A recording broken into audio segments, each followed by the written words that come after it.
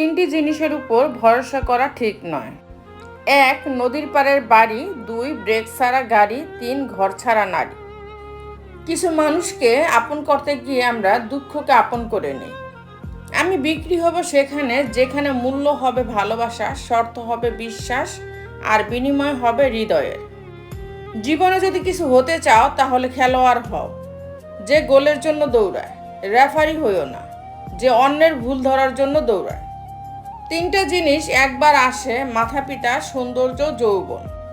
মানুষের বদভ্যাসগুলোর মধ্যে অন্যতম হলো তারা কিছু পাওয়ার জন্য অপেক্ষা করতে জানে না, আর কিছু পেলে তার কদর করতে জানে না। যদি কারোর মধ্যে তুমি ভুল ত্রুটি দেখতে পাও তাহলে তার সাথে কথা বলো, আর যদি প্রত্যেকের মধ্যেই ভুল ত্রুটি দেখতে পাও তাহলে নিজের সাথে কথা বলো। পৃথিবীতে অনেক কিছু মুছে ফেলার জন্য ডিলিট বাটন থাকলেও মানুষের কষ্টটা মুছে ফেলার মতো আজও কোনো ডিলিট বাটন আবিষ্কার হয় নাই।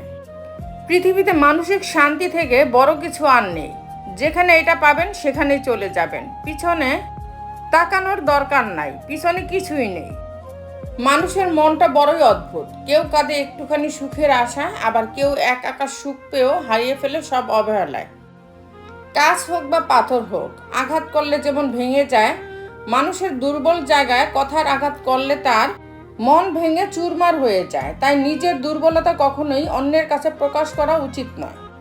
কষ্ট পেতে পেতে খারাপ সময় দেখতে দেখতে আমরা একটা সময় অভ্যস্ত হয়ে পড়ি।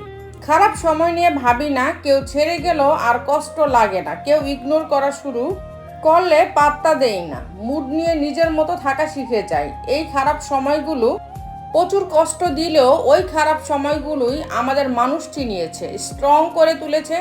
তাই খারাপ সময়ের প্রতি কৃতজ্ঞতা জানাই। অর্থে সুখ আসে না, সুখ কর্মে, এই কথা লেখা আছে প্রত্যেকের ধর্মে। সৎ পথের অর্থ সৎ পথে যায়, অসৎ পথের অর্থ অসৎ পথে যায়। চোটগুলো বাসি তবু ক্ষতগুলো তাজা, কেউ করে দোষ আর কেউ পায় সাজা।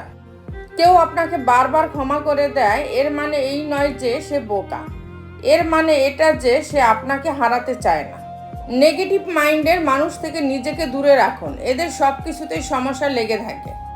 একটা সময়ের পর আপনি ঠিকই বুঝবেন অনেক মানুষই আপনাকে ব্যবহার করেছে, কখনো ভালোবাসেনি। সব কিছুতেই দেখি ডিসকাউন্ট পাওয়া যায়, তাহলে কষ্টের কি কোনো ডিসকাউন্ট হয় না? 3 ধরনের মানুষ আপনাকে সত্য বলবে: বাচ্চা, মাতাল এবং রাগান্বিত। স্বর্ণের পরিচয় হলো পাথর ঘষলে, আর বন্ধুর পরিচয় পাবে বিপদে পড়লে। সত্য কথা বলতে ভয় পাবেন না, সাময়িক ভুল বোঝাবুঝি হলেও শেষমাস সেই সত্য কথাটারই জয় হবেই হবে।